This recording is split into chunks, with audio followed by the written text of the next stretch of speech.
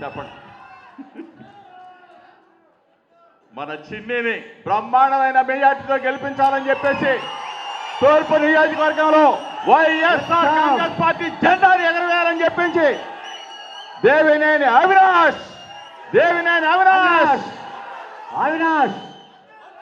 గెలవాలి. మనవాడు, మన కుటుంబ సభ్యుడు. అందరికీ కూడా మనస్ఫూర్తిగా నమస్కారాలు తెలుపుకుంటూ కార్యక్రమం ఇంకా కొనసాగుతూనే ఉంటుంది.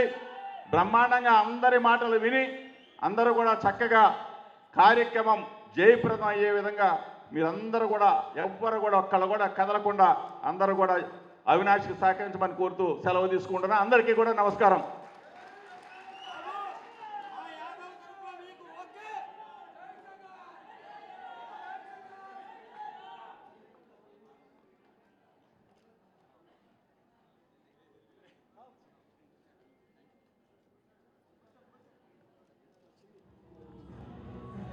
ధన్యవాదాలు రమేష్ గారు.